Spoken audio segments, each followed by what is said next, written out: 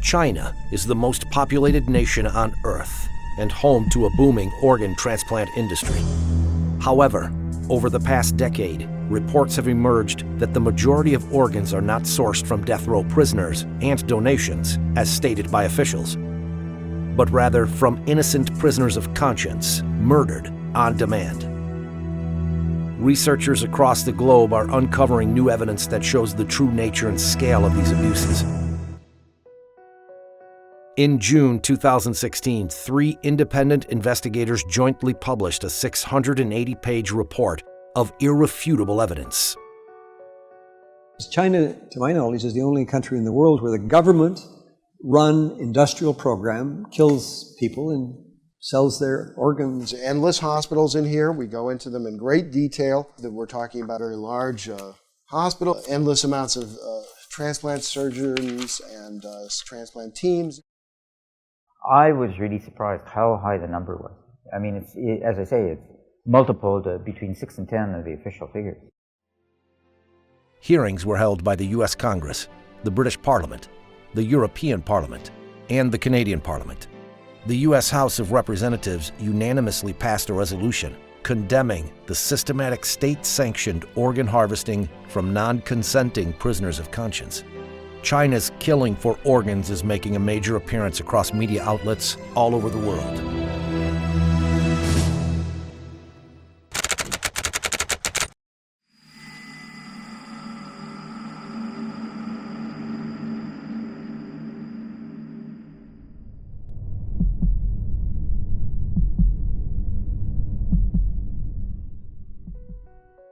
In 2006, it first came to light that prisoners of conscience were being killed on demand for organ transplants in secret detention facilities throughout China. The first 2 researchers to investigate were David Kilgore, former Canadian Secretary of State for Asia Pacific, and David Matas, an international human rights lawyer.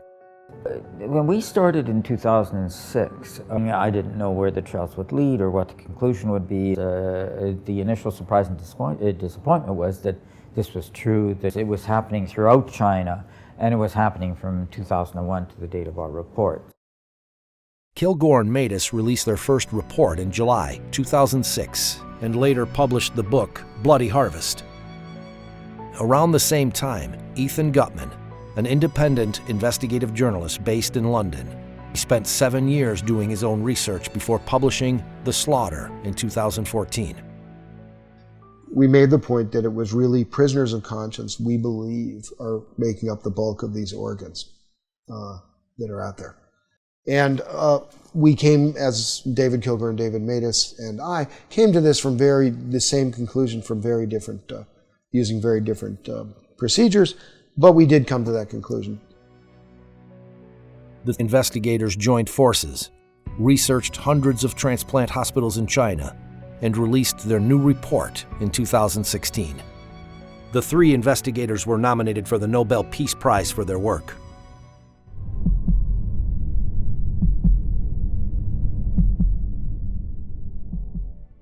Discovering exactly how large the transplant industry is in China and how many victims there have been is difficult. The researchers spent a decade piecing together the evidence. For example, in September 2013, Director Zhu Jiye of the Liver Transplant Center at the People's Hospital of Peking University told China Economic Weekly, "Our hospital conducted 4,000 liver and kidney transplants within a particular year." So we had to cross-check everything. So when we had posted volume numbers, we cross-checked it against staff, against beds, against research publications, against media reports, against the purchase of immunosuppressive drugs. I mean, every which way we could. And what we were able to do by all this cross-checking is develop a consistent picture. And in that particular case, we came to the conclusion that yes, this claim of 4,000 was real. Shenzhen Central Hospital, they have 500 beds. It's actually over that now. 500 dedicated transplant beds. Now, they were claiming in their internal communications at several points to be doing 131% occupancy. What that means, again, 20 to 30 day stay, or what it suggests is they're doing about 5,000 transplants per year. These examples show that China's official claim of 10,000 transplants per year is easily surpassed by just a few hospitals. But these two hospitals are just the tip of the iceberg. The investigators found that more than 1,000 transplant hospitals applied for permits from the Ministry of Health in 2007 to continue doing transplants. That suggests these hospitals met the ministry's minimum capacity requirement for transplant centers it certifies. 169 were eventually selected. If you assume hospitals just operating at the minimums, never mind our actual estimate is closer to 100,000 a year. The researchers found other evidence of a massive transplant system, some of it from Chinese officials themselves. He Xiaoxun, a member of the expert committee of the Human Organ Donation Commission, stated, "The number of transplants increased by 10 times between 1999 and 2000, and further tripled by 2005. That's a 30-fold increase in 6 years." Wu Mengchao, known as the father of liver surgery in China, told the media in 2011, "China now performs the most liver transplants in the world." Since 2000, the entire United States has performed an average of about 6,000 liver transplants a year. This could be matched by just a few hospitals in China. That they had this endless supply of organs available on demand, and the only limit was capacity. And so what you saw after 2001 was this huge building boom. New beds, new wings, new hospitals focused on transplants. And so that the volume, when the system's operating at capacity, increased year by year. The report shows that just the 169 hospitals approved by the Ministry of Health could have performed over 1 million transplants since the year 2000. Many more hospitals were also doing transplants despite not having been certified.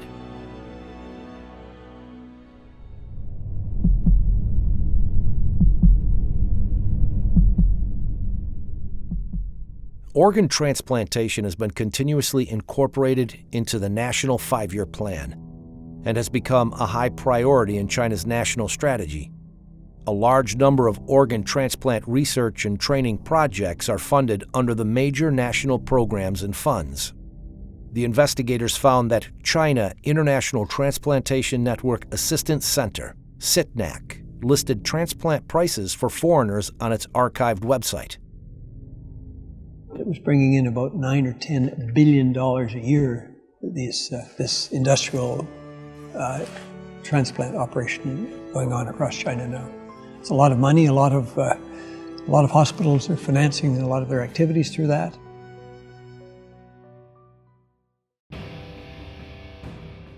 They're watched very, very closely indeed by the top leadership. So they're fully aware of this, as well as the fact that Wang Lijun, one of the Bo Xilai, who was a contender for the Chinese presidency, this was his right-hand man. He was the most famous policeman in all of China. Here he is directing organ trafficking. I mean, he had a center which did this. He was given an award for doing this, and specifically for coming up with a new lethal injection method. He did thousands of transplants by his own admission in the award ceremony. He talks about that. CITNAC website stated, "We need to give all of the thanks to the government for the support extended for our completing such a large number of organ transplants every year. This is a one-of-a-kind in the world."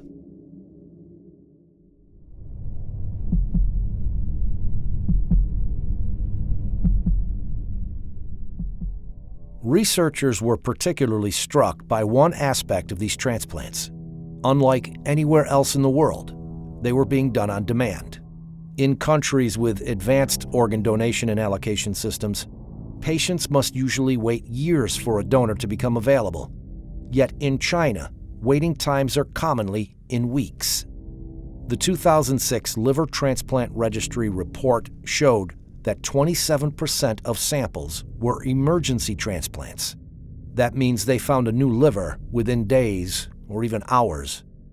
It was back in 2005 when a patient of mine who has been on the top list of patients for human heart transplantation, came to me one day and told me that he was told by his insurance company, his Israeli insurance company, to go to China in 2 weeks' time as he was scheduled to undergo heart transplantation.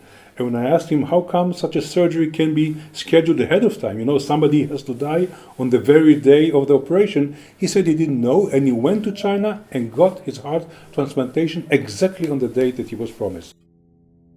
One hospital in southwest China claimed to have donors seeking matched recipients, and also promised, in case of failure, we will continue to perform transplants until one is successful. In 2006, a chief surgeon of the Organ Transplant Center at a traditional Chinese medicine hospital published a study of 50 patients at his hospital who had each received kidney transplants 2, 3, or 4 times. Another example that's I can't get out of my head is a man from a country who went twice to China. First time he went, they brought him 4 sets of kidneys, and none of the 4 was compatible with him. 4 months later, he came back, and they brought him 4 more sets of kidneys, until finally the 8th kidney worked. And when we saw him, he was doing fine, but 8 human beings have been killed. In northeastern China, the International Transplantation Network Assistance Center stated on its website, China carries out kidney transplants from living sources. It's completely different from cadaveric kidney transplants in Japan. Because they have a bank of live donors waiting to get a match on the computer. Like some horrible restaurant where you go in and see a lobster and say, I want that lobster, and the lobster's killed. It's a crime against humanity.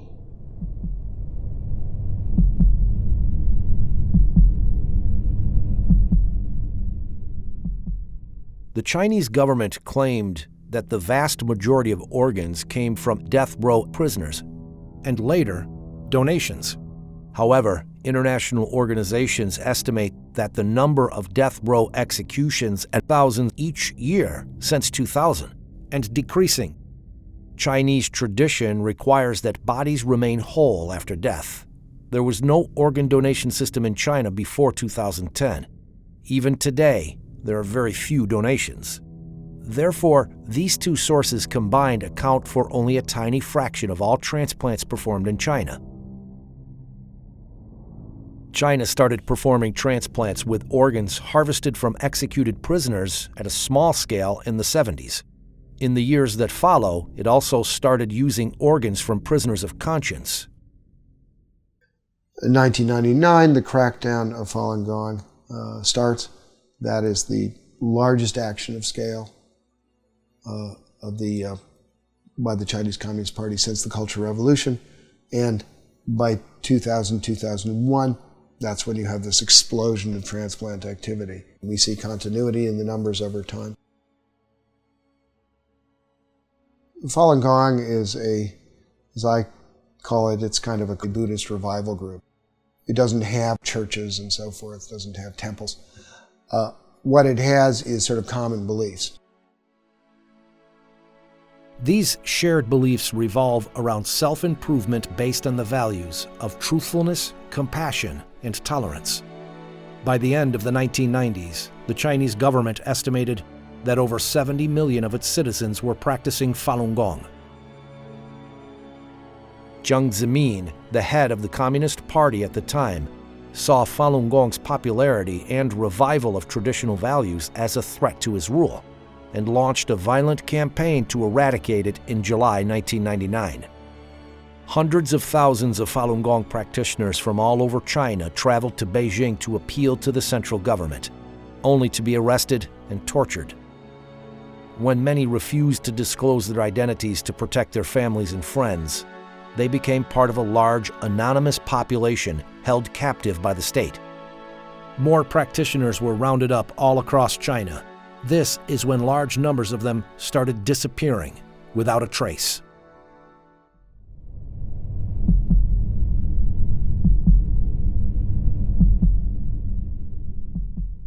The official line in terms of repression of Falun Gong. The party is bankrupt them financially, ruin their reputations, destroy them physically. So that the vilification is destroying their reputations. The organ transplants is destroying them physically.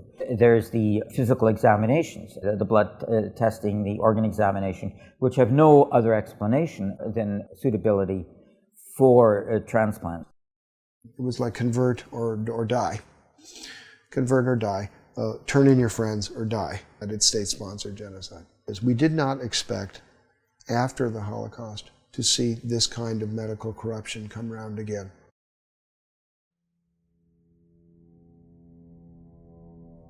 How can doctors, people trained to heal, harvest organs from living people for transplants?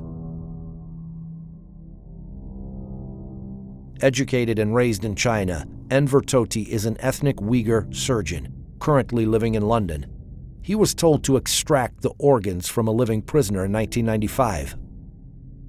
They made you disabled to think yourself. My whole body just become a robot, just performed to do what I have been programmed to do. So anybody, if they label it themselves other than communism, Communist Party or member, then they will be treated as an enemy of the state. Therefore, they are not even qualified as human beings, and therefore they are subject to whatever punishment is available. They made you genuinely believe what you are doing is for a good cause. It is little later I realized I shortened this man's life. That is equal to a killer.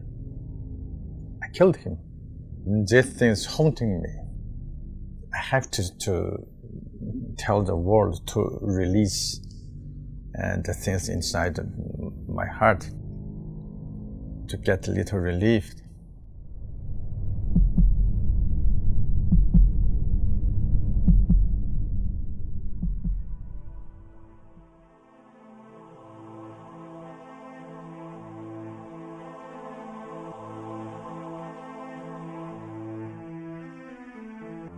In February 2017, Freedom House, an international human rights watchdog, published its own report on religion in China.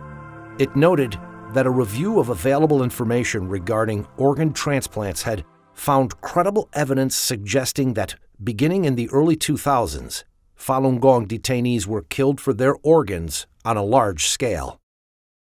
It added that the large-scale disappearance of young Uyghur men, accounts of routine blood testing of Uyghur political prisoners, and reports of mysterious deaths of Tibetans and Uyghurs in custody should raise alarm that these populations may also be victims of involuntary organ harvesting. I think, Gina, the first thing before you believe or you decide whether or not you want to believe is you have to learn the facts. The facts are there, the books are there, the research is there. Read it. Once you read it, I'm sure there will be no other way for you but to believe it. And I'm talking about the physician, have all to be together in order to stop it immediately. Until 2005, we didn't have no law. I found out that Israeli insurance companies and HMOs have been providing reimbursement, full reimbursement for these transplants of Israelis who went to China and got these illegal organs. So together with my friends, we sat down with our parliament, the Knesset, and in 2008, the Israeli parliament has enacted the organ transplant law, which totally bans any reimbursement of illegally obtained organ transplantation anywhere around the world. And since then, not a single Israeli patient went anymore to China. In addition to Israel, Spain, Italy, and Taiwan have passed laws restricting their citizens from traveling to China to receive an organ transplant from an illicit source. The systematic, government-sponsored harvesting of organs is a monstrous crime. I strongly believe that the 17-year campaign to eradicate Falun Gong will be seen as one of the great shames of recent Chinese history. Since I've been a student of the Holocaust, I feel that to a certain extent, what we're seeing is just a continuation of what we saw there in another form, which is the endless and bottomless depravity of human nature. I mean, there's no limit to the form of evil that people can sink. When I was writing The Slaughter, I sometimes said, oh, I'm writing history, and then at the end of it I realized I wasn't. It was actually still going on. This is a new form of genocide, and it's using the most respected members of society to implement it. This is one of the central tests of our time. We can't avoid this any longer.